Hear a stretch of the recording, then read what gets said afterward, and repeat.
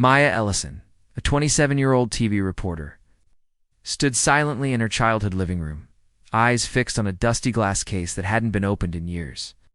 Inside rested a silver-plated microphone, engraved with the initials J.E. and a small badge from WQTN News. It had belonged to her father, Joe Ellison, beloved local journalist known for his integrity and stories that put people, not politics, at the center. From the kitchen, her mother's voice called, "You sure you want to? Take that to Washington, honey." Maya nodded slowly. He always dreamed of interviewing a president. Maybe I can help him finish that. President Donald Trump, major opportunity by any career standard. But for Maya, it was more than that. It was personal. It was legacy.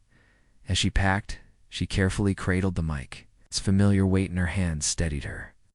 Her heart raced not from nerves, but from a question that had haunted her since. She was 12. What story would Dad have told if he'd gotten the chance? At the airport, curious glances followed Heron, old school reporter, carrying an antique microphone. But she didn't care. She wasn't just headed to Washington as a journalist. She was going as a daughter, finishing the dream her father never. Could Washington buzzed with anticipation? Trump's speech was just days away, and the media frenzy was growing. Maya kept a low profile, but the vintage microphone, oddly enough, made her stand out. An older CNN producer glanced at it. "Vintage?" he asked. "It was my dad's," she replied with a small smile. "He was a local journalist. Never got this far." He nodded respectfully. "Looks like it still has a story left in it." Maya's heart fluttered, and that's what she hoped too. Over the next few days, she attended briefings, took notes, and quietly observed. Though she lacked the flashy credentials of the big networks, seasoned reporters began to acknowledge her. They didn't know her story, but they recognized the look in her eyes. She was here for something more. Back at her hotel one evening, Maya opened her laptop. She replayed old clips of her father reporting from schools, farms, hospitals always. With compassion, he never chased headlines. He chased humanity. She opened a folder labeled Dad's Notes. One line struck her. The power of a question lies not in who answers, but who asks it. Her eyes welled up with quiet determination. She knew what kind of question she had to ask. Not one about policy or polls, but something only her father would have asked. Something about people. The next morning, a message popped up on her phone. "You're on the list for a live question after Trump's speech." Her hands trembled. It was happening. She stood in front of her hotel mirror, adjusting her blazer for the 10th time. Her father's microphone lay on the dresser. She stared at it, then at her reflection. "Would you be proud of me today, Dad?" she whispered, and suddenly a memory. She was 8, riding in the old station wagon. The mic swung gently from the rearview mirror. Her father had caught her staring and said, "This mic only works if you ask from the heart." She slipped it into her bag. At the White House, flags fluttered, cameras rolled, tensions simmered. Maya stood in the press zone. Maya, station's producer. Tom leaned over. "You're up after Fox and ABC. Got your question?" Maya nodded, though she wasn't entirely sure. She didn't have a headline question. She had a heart one. Trump's speech was unexpectedly calm. He spoke of rebuilding trust. Listening more, supporting communities. Something in his tone felt ... open. Then came questions from the press about politics, economy, polling. Finally, the moderator pointed. "WQTN News." Maya stood. Her heart pounded. Her hand clutched the mic. Trump squinted. "That's an old one," he remarked. "Yes, sir," Maya said with a steady voice. "It belonged to my father." Quiet fell over the room. "Mr. President," she began. "My father spent his life telling stories that didn't make headlines, stories of school teachers, factory workers, forgotten towns. He passed before he ever got to ask a president a question." Trump nodded, listening. "So I'll ask for him. What's the most human moment you've had as president? Something that didn't involve power or policy, but just ... people." The room. Stilled, no interruptions. Just silence. Trump paused. "Wait, he said slowly. There was a time I visited a small VA hospital in New Hampshire. No cameras. A nurse brought in a young soldier, paralyzed from the waist down. He didn't ask me for anything. No help, no favor. He just wanted to thank his commander. His voice faltered. That stuck with me. Then, that's a good question. Your father taught you well. Maya's chest tightened. The microphone felt warm in her hands. Humming with something old and new, grief and pride wrapped in one. Back in the booth, Tom clapped her back. You did it.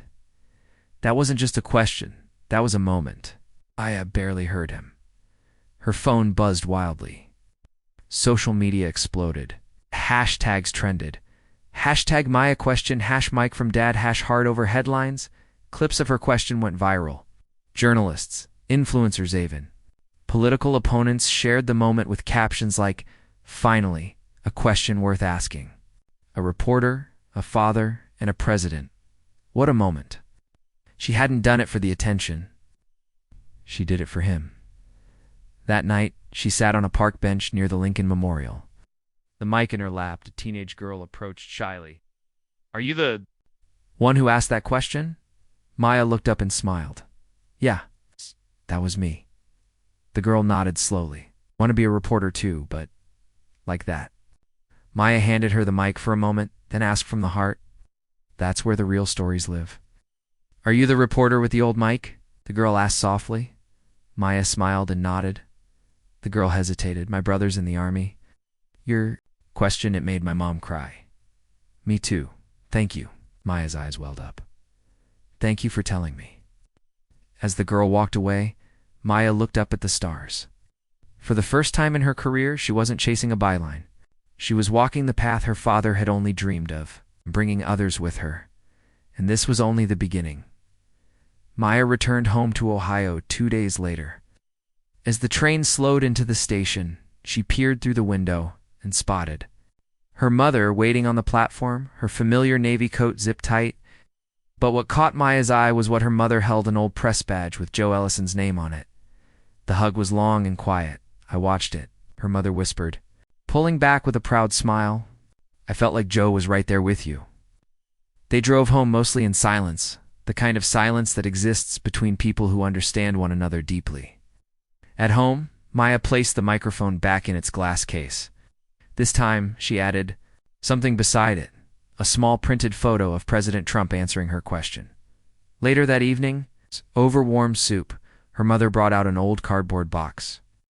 "I think you're ready to see this," she said. Inside were tapes, notebooks, and scribbled ideas, Joe Ellison's unfinished work. One worn-out cassette was labeled America's Quiet Voices. Maya stared at it. He was going to do a segment on unheard Americans, her mother explained. But life, bills, and deadlines got in the way. Maya swallowed hard. "What if I finish it?" Her mother reached across the table and touched her hand gently. He'd love that. That night, Maya couldn't sleep. Her question had touched something deep in the country. But maybe that wasn't the last question. Maybe it was the first of many. Her father's microphone hadn't just opened a door.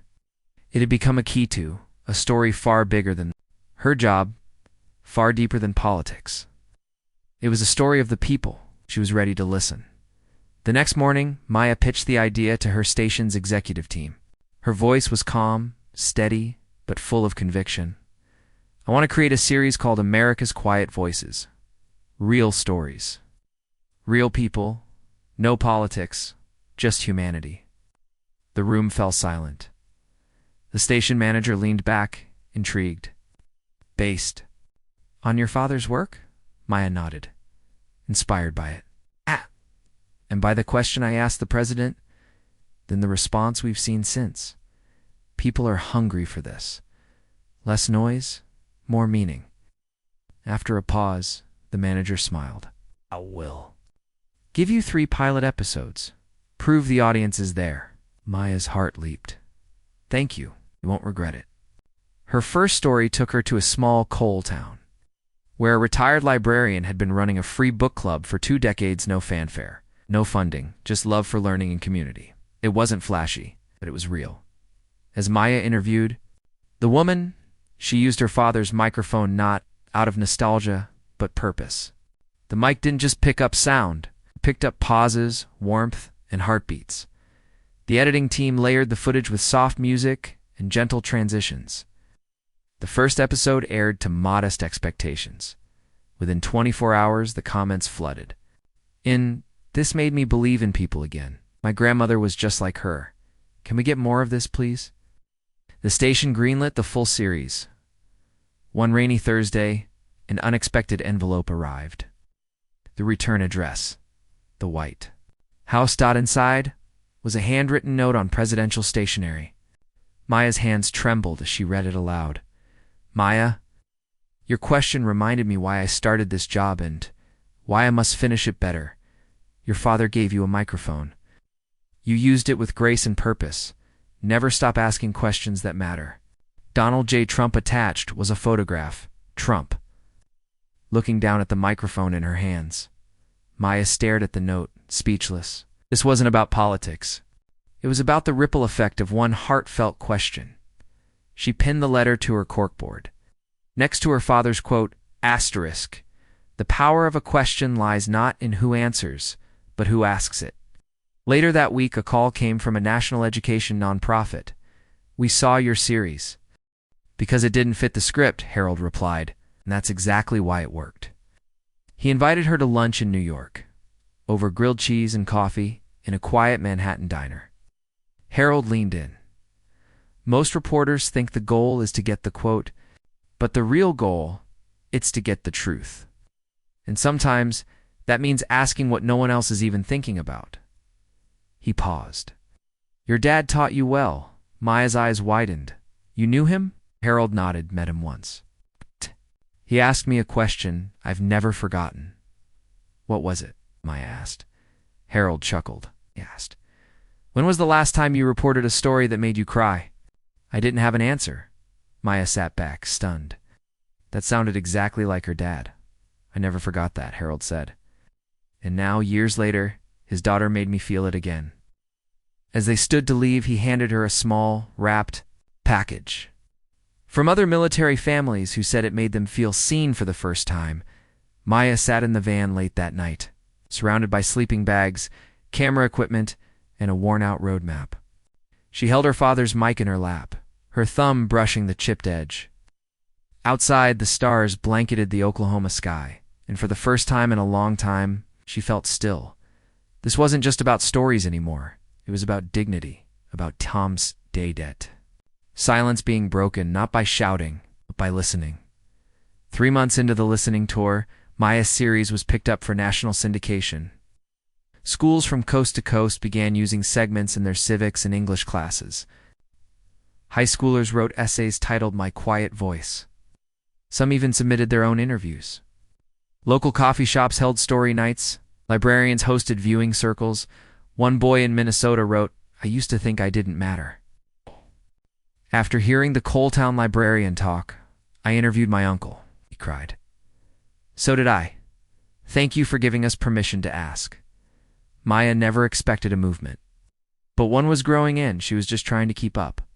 One afternoon, the station received a small, nondescript box with no return address. Inside was a folded American flag and a note that read, My son served 2 tours. We lost him last year. He always said people didn't know the stories that mattered. Now they do. Thank you, a Gold Star mother. Maya placed the flag gently in the office's new quiet voices wall, a growing collage of photos, letters, and keepsakes. Each piece was a chapter, each chapter a reminder. Then one day, Harold Keyes called again. I think you're ready, he said. For what? To ask a bigger question. Maya furrowed her brow. What could be bigger than this? Not bigger in size, bigger in weight, he replied. How do we help a country remember who it is? Months later, Maya stood on the steps of the EHR, Library of Congress.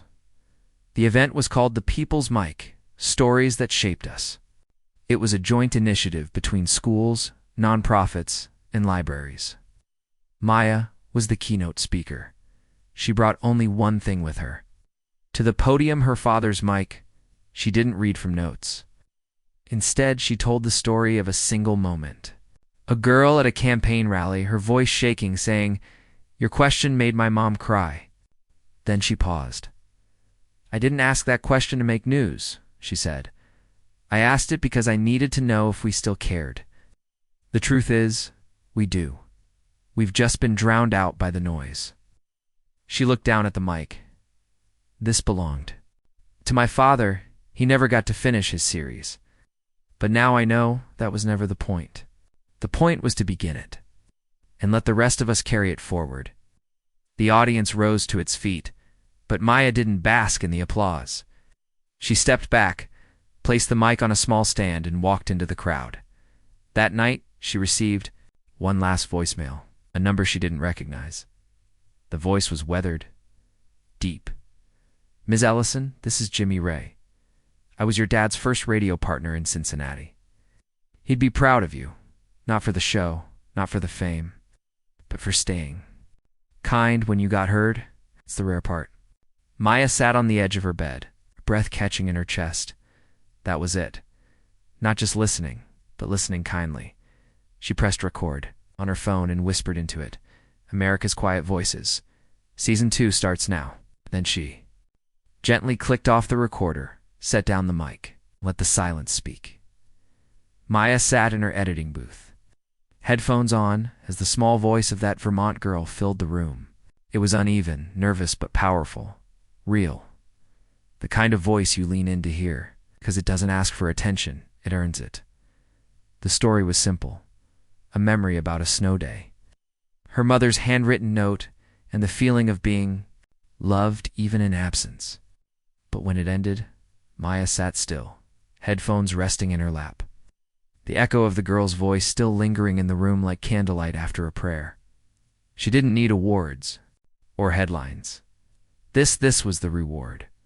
Months passed, and America's Quiet Voices was no longer just a show or even a tour. It had become an archive of dignity, living document of everyday grace, a movement powered not by noise, but by noticing. It wasn't about Maya anymore, and she liked it that way, everywhere she went. She saw little signs of it, a teacher taping student stories to the wall in Detroit, a librarian in Kansas starting a mic club, a small-town paper in Idaho launching a column titled The Unseen. The station expanded the show's team, bringing in young producers trained in Maya's one rule: tell the story like it's the only thing that matters. Because to someone it is. Then one day, Maya stood on a stage once again. This time, it's not at a school or a gala. It was a quiet ceremony in Washington, D.C., hosted by the National Endowment for the Humanities. They gave her an award for cultural preservation through journalism. But in her speech, Maya didn't mention ratings, politics, or even media. She told a story about her father's final tape, about a girl in Vermont, and about a jar of honey from a Nebraska farm. Then she ended with this: "I used to think journalism was about asking questions, but I've learned it's about making space for someone to be heard, maybe for the first time. Because when we listen, really listen, we don't just change the story, we change who gets to be in it." As the crowd stood to applaud, Maya glanced down at the replica mic clipped to her dress. The original was home now, beneath the wall of voices, resting in its glass box. But its echo was everywhere. That night, Maya sat on a bench outside the building, watching stars blink above the Capitol dome. She pulled out her phone, opened her voice recorder, whispered, "If you're hearing this, it means you're still listening, and that's what matters." Then she smiled and pressed send to a little girl in Vermont, a janitor's daughter in Ohio, a farmer named Clara, and to anyone, anywhere. Who had ever wondered if their story was enough? It always had been, and now the world could finally hear it. Maya's mission had never been just about preserving quiet voices. It was about passing them on in a daring and hopeful move. Her team organized something rare, a national town hall. No debates, no panels, no pundits. Everyday people, teachers, janitors, artists, mechanics, each sharing one story, one truth: The event was live-streamed, uncut, and unfiltered. One by one, they stepped up to the mic. A teenage boy spoke of forgiving a father who never stayed. A nurse recalled the moment she chose to remain in town during an outbreak. A retired bus driver remembered a child he once drove daily, now a teacher. There was no applause, no interruptions. Only listening. Viewers were mesmerized. Social media didn't erupt in outrage, but in something far more powerful: gratitude. I didn't know how much I needed this. This is what democracy sounds like. Please, more of this. When the final speaker stepped down, Maya rose from her seat. She didn't say a word. She simply walked to the center podium and placed her father's microphone there. The room held its breath. The message was crystal clear. This mic belongs to all of us now. In the days that followed, the footage made its way into civics classrooms, church gatherings, and even the halls of Congress. No one shouted. No one spun it. They simply watched. Because truth doesn't need to raise its voice, it only needs to be welcomed. Exactly. A year after asking the president that life-changing question, Maya stood outside the White House again, this time not as a reporter, but as a guest. She had been invited to speak at a bipartisan leadership luncheon focused on rebuilding trust in media. As she waited to enter, she held the microphone one last time. Inside, she stood before lawmakers and leaders and shared her journey, not of fame, but of faith. Not in institutions, but in people. I didn't become a storyteller because I had the answers, she said. I became one because I had the courage to ask, and more importantly, because I listened. When she finished, the applause was quiet, thoughtful, not for celebrity, but for sincerity. Outside, sunlight poured down. I walked across the street to the National Press Club and into its historical archives. She gently placed the mic into the curator's hands. This changed my life, she said softly. I think it can inspire others now. The curator nodded, carefully positioning it behind glass label, the mic that asked for humanity. Maya Ellison, 2025. As Maya stepped away, her phone buzzed. A message had come in, a short clip. A young reporter, somewhere in Idaho, had just asked a local mayor a soft, thoughtful question. No agenda, no ego, just heart. Maya smiled. Her father's legacy wasn't encased in glass. It was alive, echoing through every voice that dared to ask, what matters to you? And so, the nation moved forward one story at a time.